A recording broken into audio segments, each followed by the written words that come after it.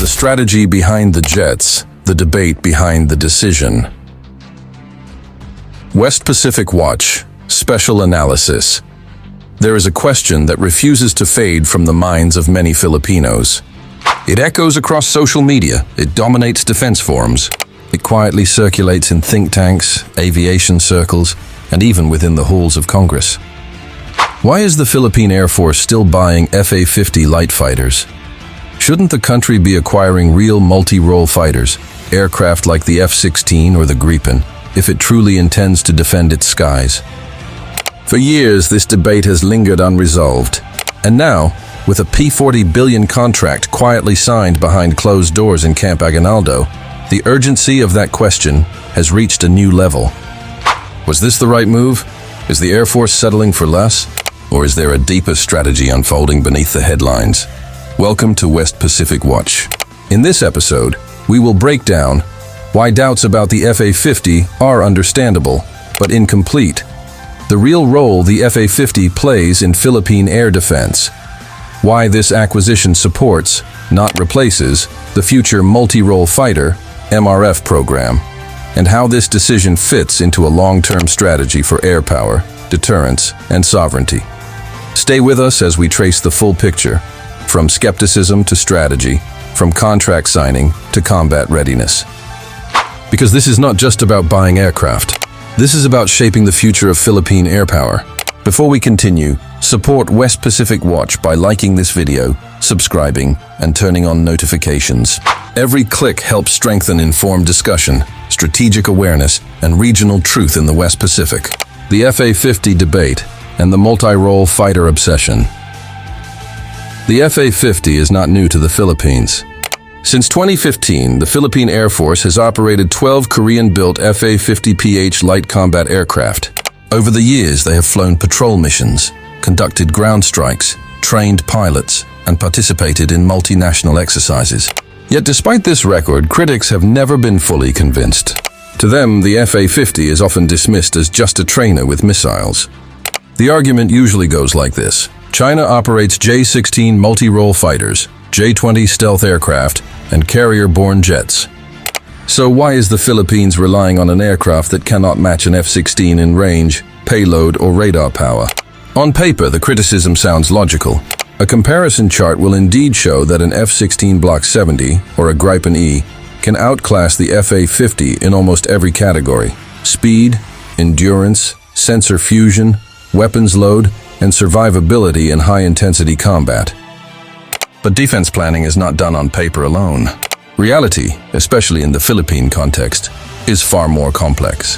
The FA-50s have logged over 10,000 flight hours in Philippine service, conducted real combat missions during the Marawi siege, performed maritime patrols over the West Philippine Sea, flown alongside US, South Korean, and Allied air forces in joint exercises.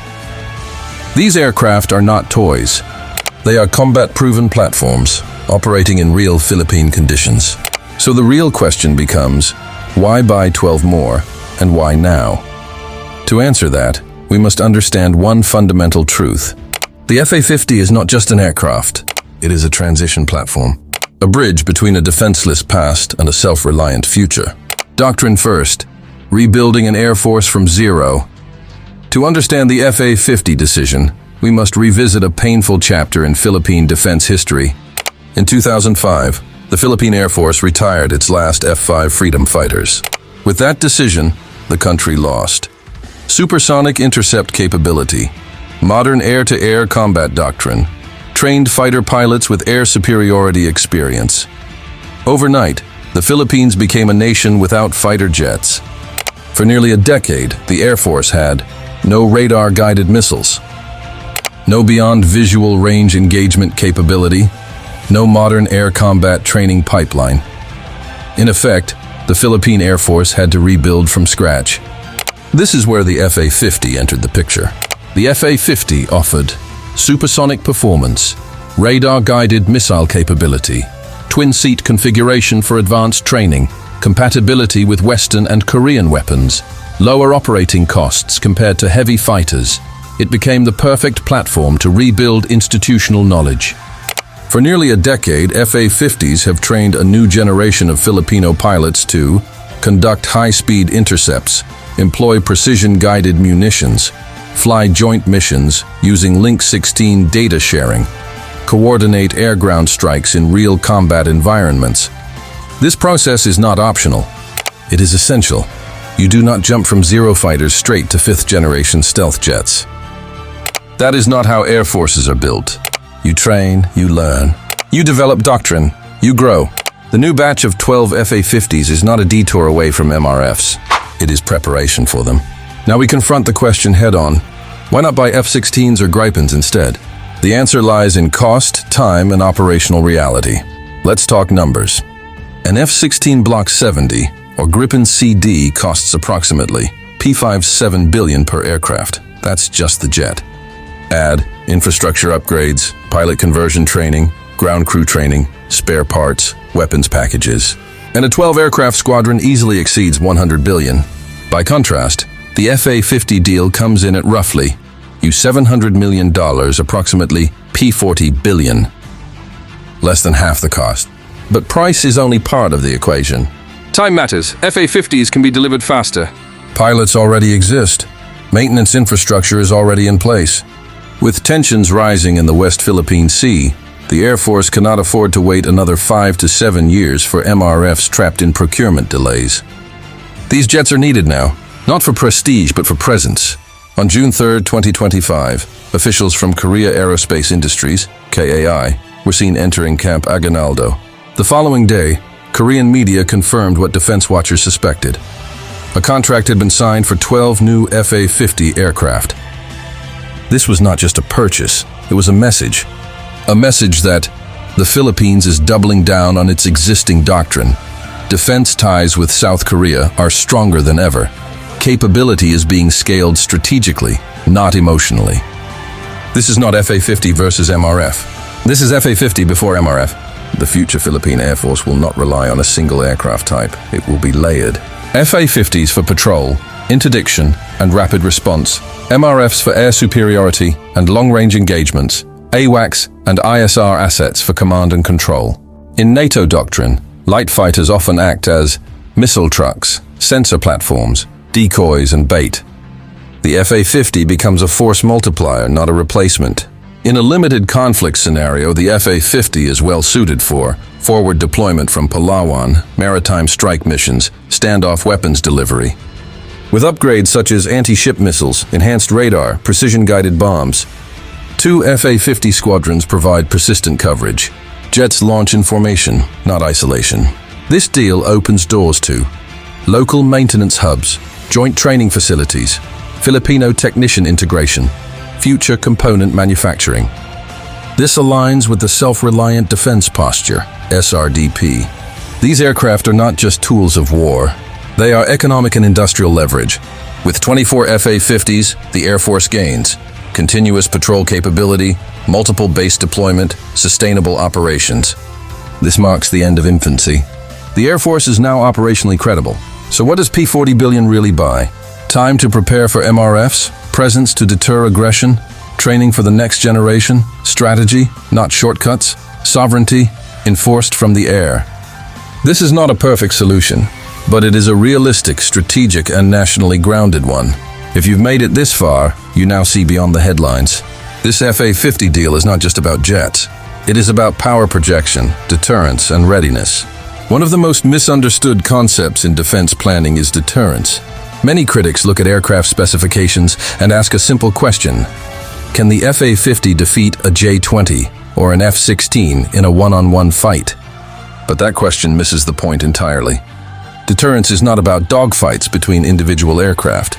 It is about changing the calculations of an adversary before a conflict ever begins. From a strategic perspective, the presence of 24 combat-capable FA-50s, backed by ground-based radars, surface-to-air missiles, and allied intelligence, creates uncertainty for any potential aggressor. And uncertainty is powerful.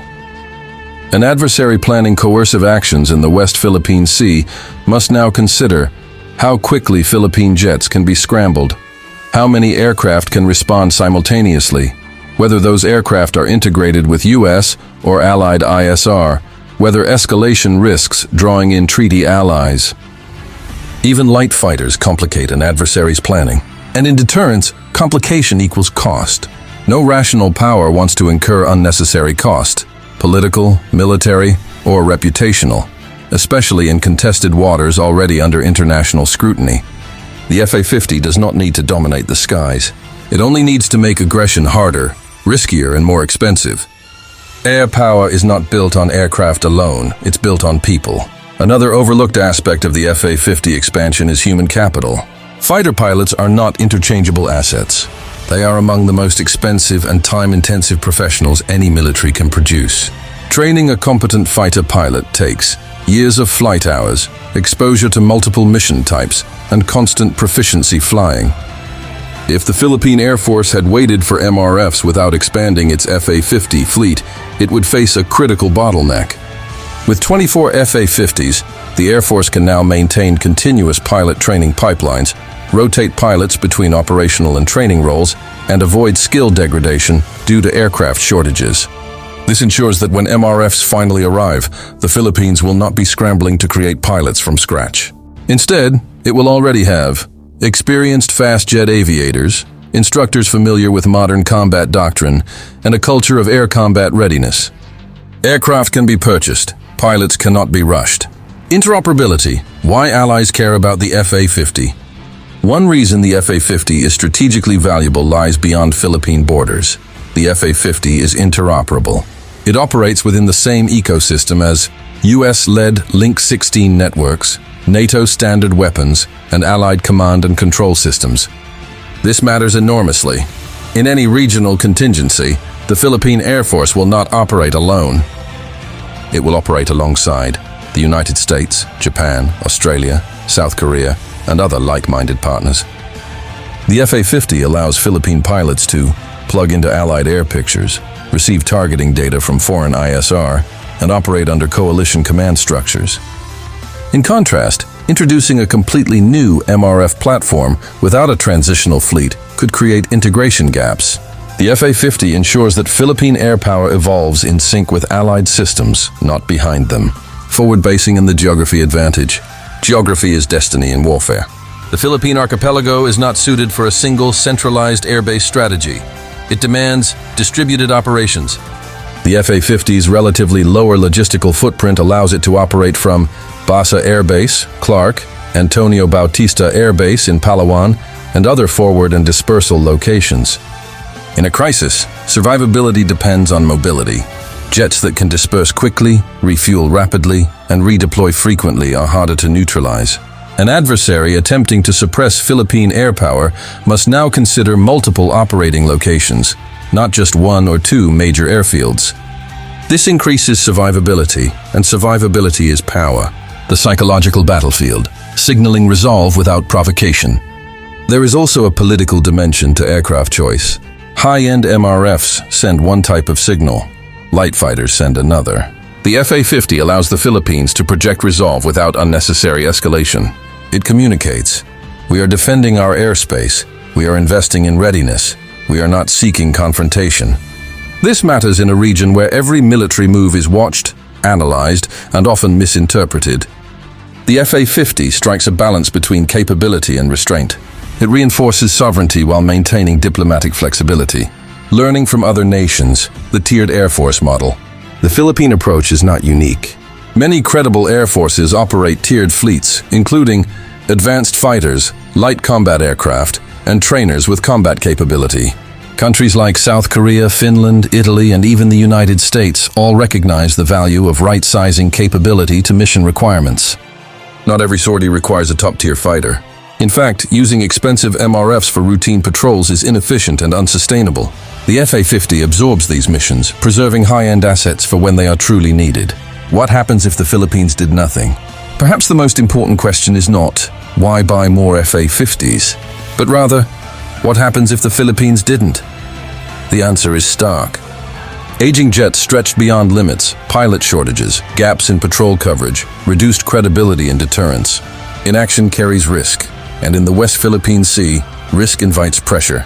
Decades from now, Historians may not remember the exact specifications of these aircraft, but they will remember whether the Philippines acted while it still had options, built capacity before crisis, chose sustainability over symbolism. The FA-50 expansion represents strategic patience. It buys time, it builds people. It strengthens alliances, it preserves readiness. This is not the end of the modernization journey. It is the foundation, and foundations matter. If you value analysis that looks beyond headlines and into long-term consequences, support West Pacific Watch. Because in the West Pacific, clarity is power. Until next time, stay vigilant. Stay informed, stay sovereign.